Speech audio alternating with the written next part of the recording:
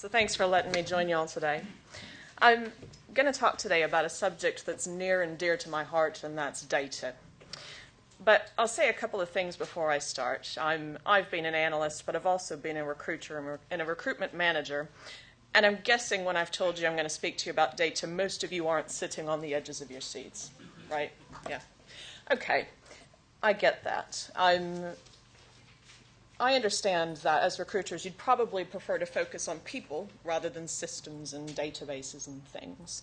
But I think we need to realize that there are some opportunities here for us to be more effective. And I agree that 2013 is going to be an interesting year. And I think that we as employers need to make every effort to get a competitive advantage here. And data and insight can help us do that. I work for Alexander Mann Solutions. And I'll tell you briefly about us. We're global, and I know a lot of you are too. We provide services in about 60 countries. We speak 30 languages, and there are about 1,800 of us, and I'm one of them. And we provide a blend of outsourcing and consulting services. I'm going to speak to you today really as head of sourcing intel for Alexander Mann, which is my current job. But you're going to hear that I'm quite passionate about recruitment because actually that's what I've done for most of my career. And we're going to start remembering when life was easy. Because our data landscape, if you will, used to be pretty straightforward. Because really, when we were thinking about how we were doing and how we'd make decisions in the future, we didn't have a ton of information to work with. Now, I'm not saying it was easy to get it. Those of you who do anything with reporting know this. But we knew who we offered. Hopefully, we knew who we hired. We had an idea of what we spent and where we spent it, where we advertised. And we probably had some sense of who was staying with us, so how long our recruits were in the business. And hopefully, we had a glimmer of how well they were doing. But I think our picture now is a bit bigger. And while I'd say this is intimidating, honestly, when I drew this, it made me feel a bit anxious. I would say that we've got some opportunities here. So I want to go back to a couple of points that have been made earlier and point out a couple of things. Your cost per hire could transform into a more meaningful quality measure if you just added performance data in, couldn't it? So instead of just looking at what you spent, you could start to measure the value one of your people has delivered in your business. And I think that's quite powerful.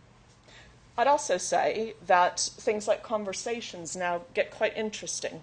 So we can stop counting applications from an ATS, and we can start looking at high-quality conversations that happen across lots of platforms that might still be in your system, but probably also sit in a CRM or on social media.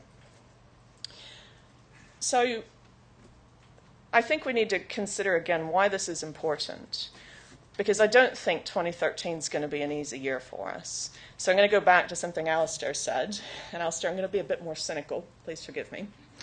I read an article recently that referenced a survey that Glassdoor did. And at the end of the article, they asked, with all the activity that we see happening in 2013, could we actually call this year the year of the quitter? And I'll tell you briefly about that survey because once I read it, I just couldn't forget it. So this survey, which was done in the States, found that 1 in 3 people will be looking for a new job this year. 1 in 3. So think for a moment about your people, your employees, and think about the fact that 1/3 of them here might be looking for a job too. And even more shocking was the fact that 1 in 5 were probably already looking or would be looking within the first 3 months of this year. So we've got to take any opportunity we can find to be more competitive. And while this is going on, in HR, we're starting to hear the term big data. And I think it's fair to say that most of us don't understand what this means, and quite frankly, most of the rest of the world doesn't either. We know it's important because it's got the word big in there, so that has to mean something. And I think a lot of us feel like we want to do something with that, but we're not quite sure what.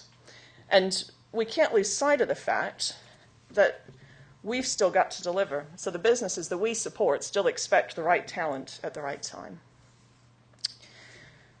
So how can data and insight help us do that? I'm going to briefly take you through 3 areas today where I think we've got a chance to make things better. And in fact, if we make data and insight part of our strategic fabric, if you will, we can spend more time with people, which is what we like doing, and in fact will be better at engaging, recruiting, and retaining talent in our businesses.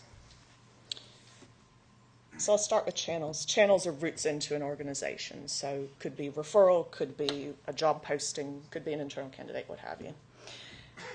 How many of you right now get some sort of reporting that tells you where you got people from, applications, offers, hires? Okay. And from that reporting, you've probably got a view about which channels work and which don't you? So hopefully you use that to drive some decision making. I want you to take a step back with me and just think, though, about what realistically we can expect depending on the channel we're using. So let's start with job boards. We all want to think that when we spend a lot of money on a job board, and sometimes we do, that investment is going to lead to an offer. And quite a lot of the time it does, and we've got numbers to prove it. But I think we need to take a step back again and look at what we're actually getting. So I'd ask you to think about a question. Can a job board control how well someone does in your assessment process?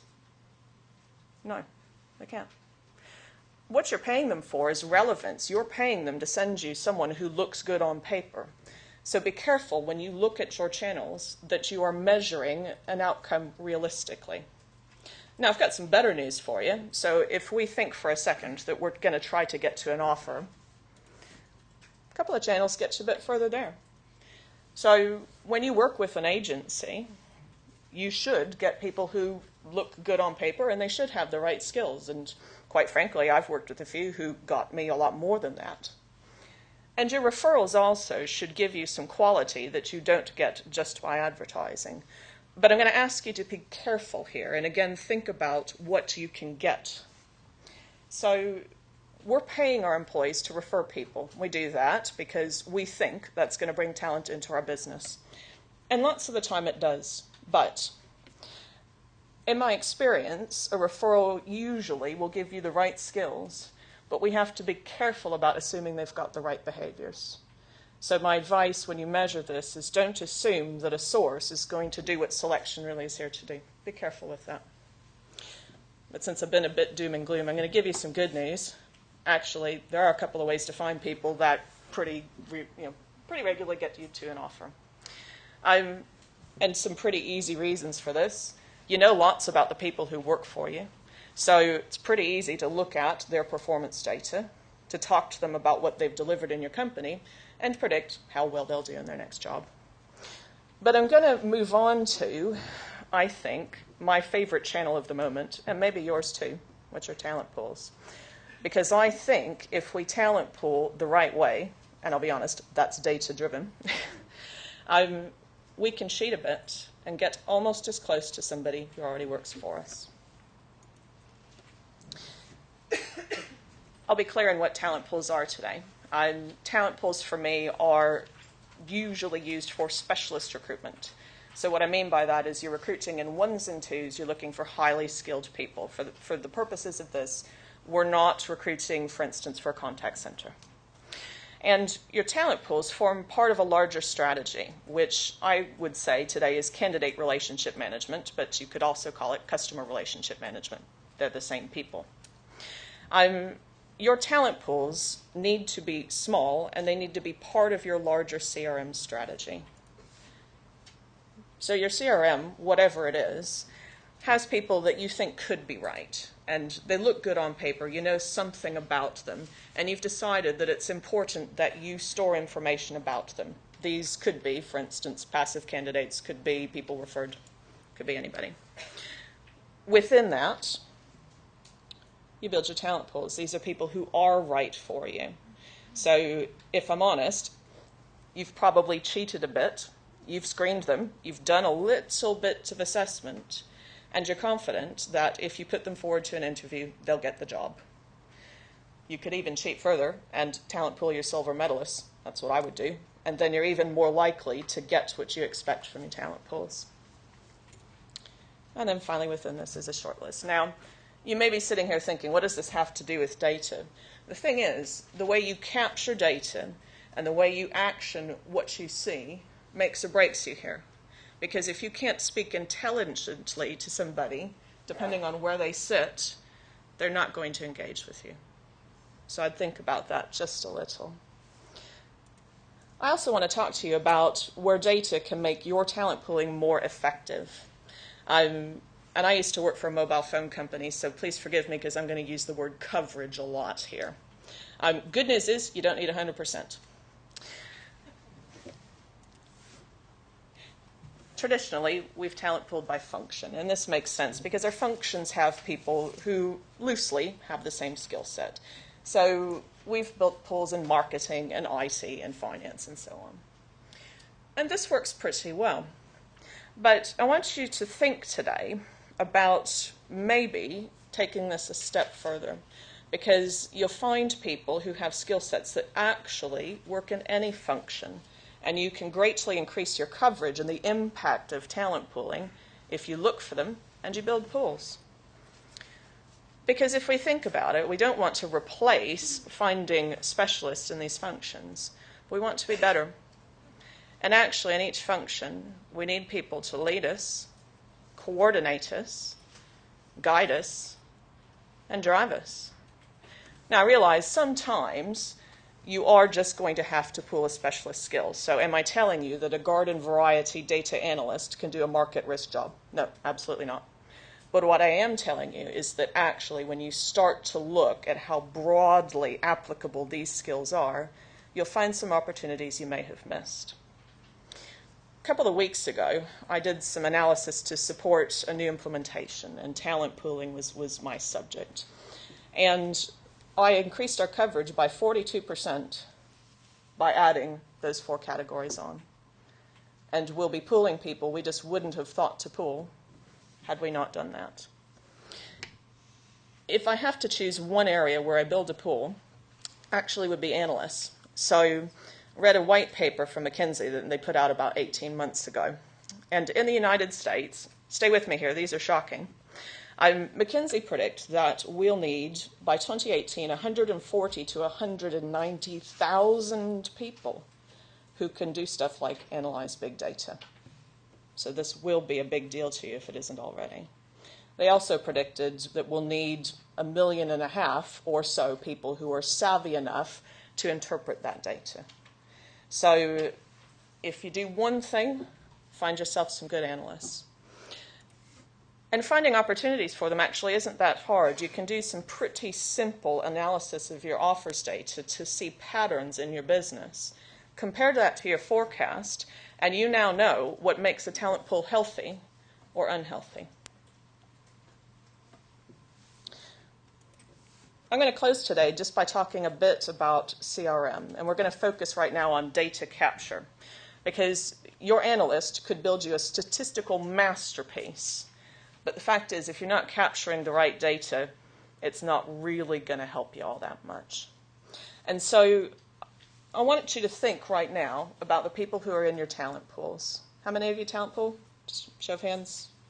Quite a lot of you. Okay. Think about somebody in that talent pool. Is that person a marketing manager, a brand exec, or a creative and innovative brand evangelist who has a history of delivery? Now, I don't mean to sound flippant, but I really want you to think about what you know about the people you want to hire. Because the more you know, the more likely you are to engage them and offer them. 2 reasons. Because again, you can cheat. The more you know, the better your talent pool. But also, when you start communicating with this person using your CRM, you can kindly use what you know about them to keep them interested. So right now as candidates, we might get, 10 emails a day, 20 a month. But as we as employers start using CRM and we start contacting them directly, you'll get hundreds as a candidate. So we've got to think of ways that keep somebody engaged and interested.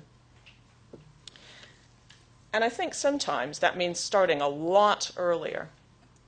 So if we think about your stereotypical career path in an organization, And we acknowledge sometimes how painful it is to recruit there. Why aren't we engaging people and getting to know them there? In my experience, grad assessment centers actually get lots of information about people because you can't recruit skills. They haven't worked anywhere for the most part. And you're going to spend a lot of time making sure that they've got the right behaviors because you're going to be spending lots of money on those people. Well, what do you do with that information if that person doesn't join you? What if you wanted them? What if they were pretty good, but for whatever reason they're not walking in the door? Did you do anything with it? Because actually, you could. You could get them interested years on and save yourself potentially some pain in filling a hard-to-recruit role. Now, I'll acknowledge here that this career path actually probably doesn't look like anybody's in this room for the most part. I mean, in fact, I think my parents moved more than this. And in fact, our careers probably aren't even as simple as that by now. But I want you to think about something else. Let's say that you bring a graduate into your business and that they progress to a certain point in your organization. I think there's a sad reality here that we as employers can't always offer the growth or development a candidate wants. And so, unfortunately, they might leave. And this is pretty common and it repeats itself. But I want you to think about something. If you capture the right data and you use it intelligently, you could bring them back. I remember the first time I heard this idea. I was recruiting in Texas, so you can probably hear from my accent. I'm not from here. I say y'all. It's organic. And my first in-house job was really hard. I joined a cancer hospital, and I recruited people who treated patients. So not only did I have to recruit a skill set, it was pretty hard to find, but I had to run interviews and talk about death. Not too fun. And one of the things we thought about one day was, well, what would happen if we just looked at the people who worked here in the past and asked them if any of them wanted to come back? Because actually, we'd lost some good people over the years. I got to tell you, I wasn't too enthused about this because as a recruiter, I couldn't understand why someone who decided to leave would want to talk to me. But I was really surprised because we got a short list of people. We knew that they were high performers. I called them, and 2 of them came back. It's quite shocking. So think about the opportunities you've got here. This person is almost effective as someone who already works for you, and they're going to bring you a wealth of external knowledge that actually probably makes your company more competitive.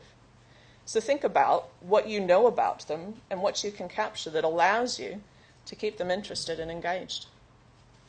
And with that, I'm finished. Thank you.